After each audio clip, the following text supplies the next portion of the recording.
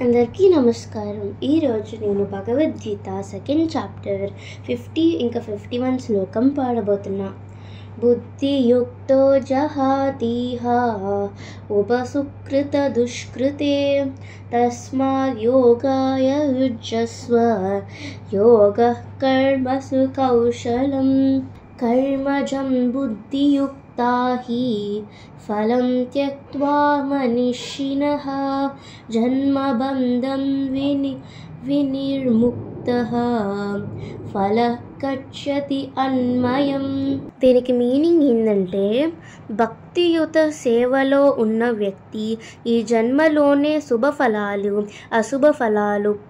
అశుభ ఫలాలు రెండిటి నుంచి విముక్తి పొందుతాడు.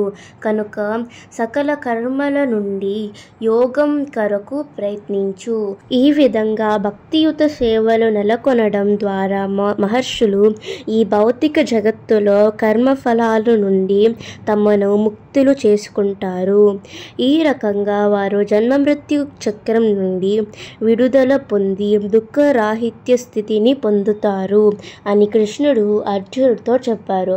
హరే కృష్ణ కృష్ణ కృష్ణ హరే హరే, హరే రామ రామ రామ హరే హరే. Thank you.